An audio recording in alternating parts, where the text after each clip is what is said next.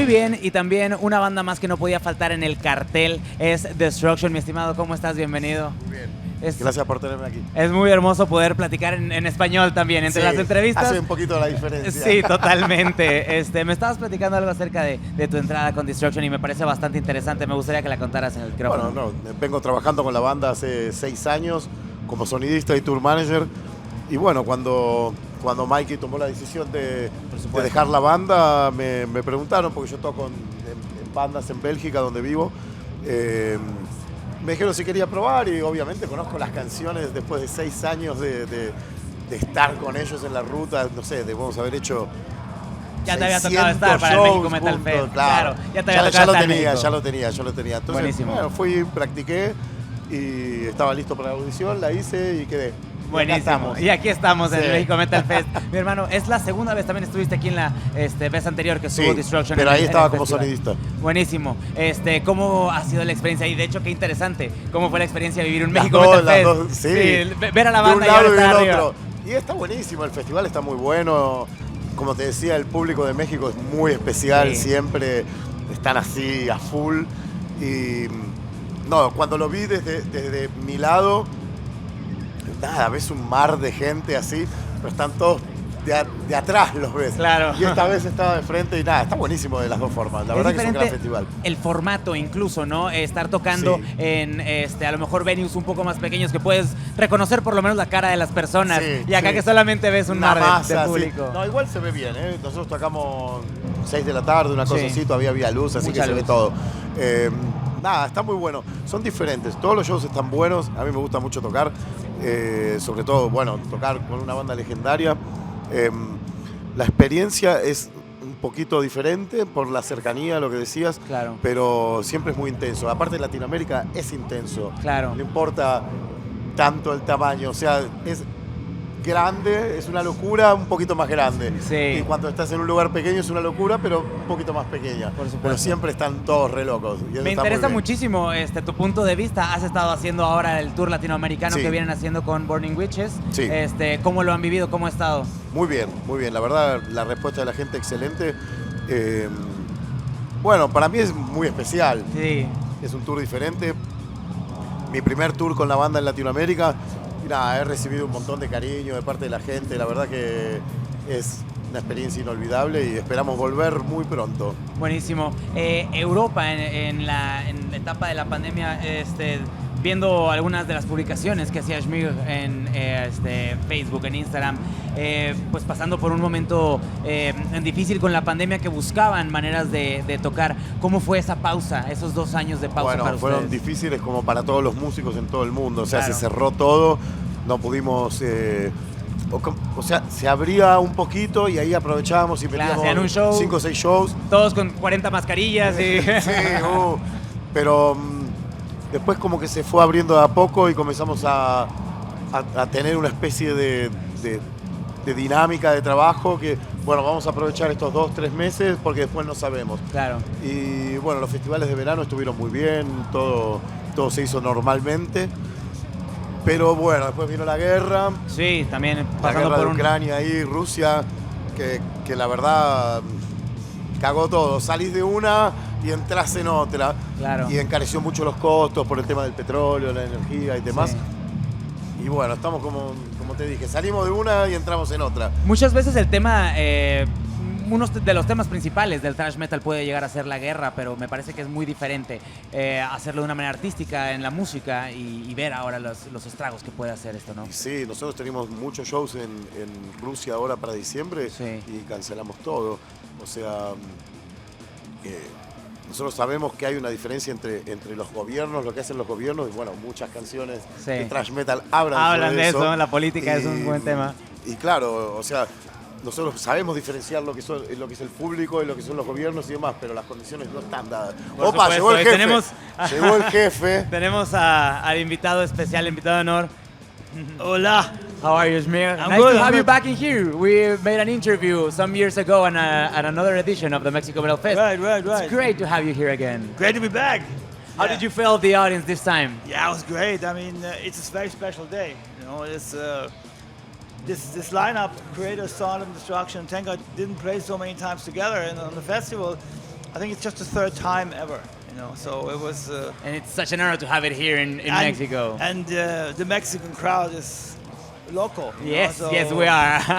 The heat makes that.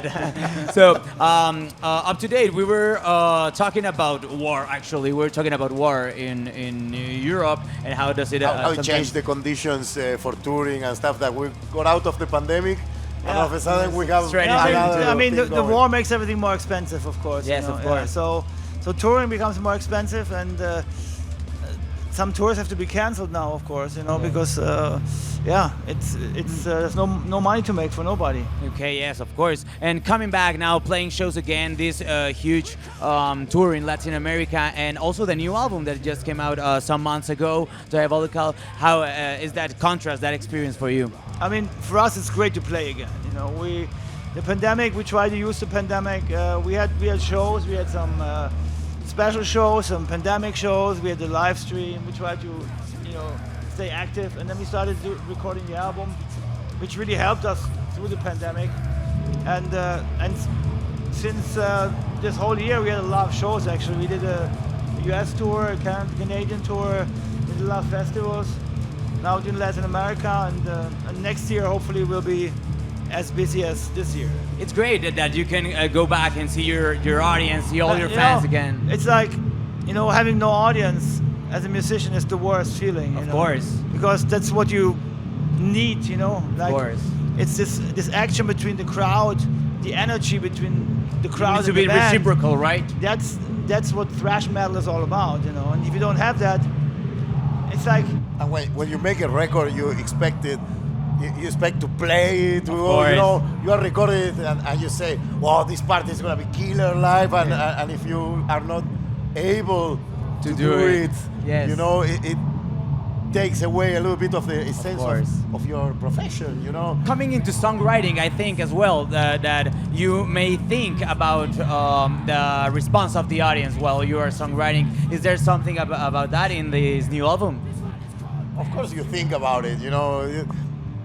It's something that comes by itself, you know. You are there recording, you say, "Oh, this is gonna be killer," you know, and you cannot help to think about that.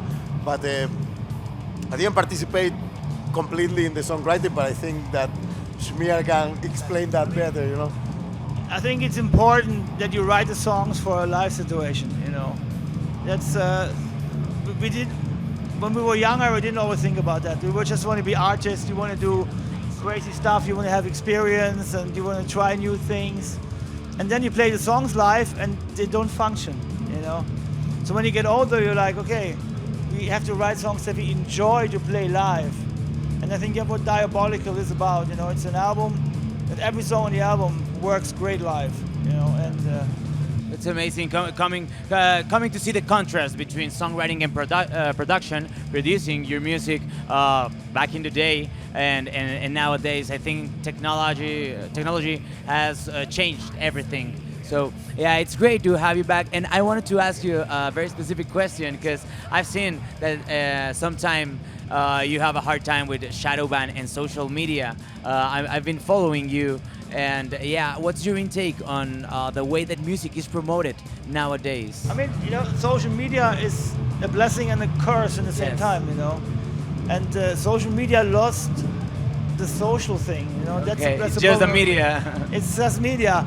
But I mean, we're very active on our socials, and we have a lot of contact with the fans because it's the best direct way to contact the fans and to talk with the fans.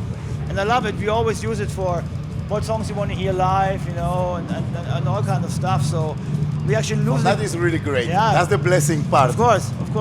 What would be the curse? The curse is when we canceled the Russian tour. Okay. Yes. I was just talking about that. We had this like huge shitstorm from Russian bots, you know, and from Putin supporters, you know, and it's funny, you know, that a band like Destruction that always had social criticism in lyrics. Yeah. People seem to forget 30, 40 years of lyrics that we wrote within one cancellation. You know? Of course, yes. It's great to get to see that all the crowd in here supports the band, supports the message and I think that the Latin American, you know, of course there is a language barrier, but they are more devoted, the fans here. They want to know more what the band is about, you know, because of this same barrier, they have to work a little bit harder, and then they know the truth, because they work hard. Okay. But a lot of fans here in Latin America come to me, and especially in Chile, they said, thank you for the lyrics, you know, because especially in Chile, people are against the government, you know. Okay, and that's what I'm writing about also, you know. All politicians are fuckheads, you know. So in Chile, it was great to see that so many people came like, man, thank you for those lyrics, you know, they mean so much to me, you know. The resistance is important, we got to believe, you know, and I like that, you know. So even the people don't speak so much English in whole Latin America, but they still read the lyrics and understand big parts, you know. But because of that, I think that because of that, they put this extra effort to understand what's going on. You know, I'm an Argentinian, and that's the way I learned English. Of actually, course, reading the lyrics. What is this? I'm going in the dictionary. I was a devoted fan. You pay attention to the lyrics and you try to know. They were talking to see if I supported that. You know, thrash metal is all about rebellion and being yourself and resistance and fuck the mainstream. And of course, as a teenager, that shit is, you know, in your brain like this ingrained. And I'm very proud. I have to say that I'm very proud that I still do this. I still believe in this, and I'm part in a band that, you know, is a legendary band, and I still support that message, you know. And that's amazing. So it's like fucking crazy shit. Talking to you really makes me know and will make the people know that Destruction is a band that's very committed to your message, to your music, to your fans, touring and music, and that's amazing. So thank you so very much for being here at the Mexico Metal Fest once again. Thanks for inviting us again. It was a pleasure, and it was fantastic to play here. It's legendary, and we filmed, actually. We filmed. There will be a Destruction movie coming out. Okay, cool. And Mexico Metal Fest will be a part of it. Amazing. And also we filmed the video clip that will come out next year, early next year, of a new song, and it's going to be also filmed on stage here in Mexico. Amazing. So, We'll be waiting for them. Awesome. So you heard it here. Ya lo escucharon aquí. Tenemos mucho material de Destruction grabado en el México Metal Fest. Aquí seguimos en las actividades de prensa en esta 5ª edición.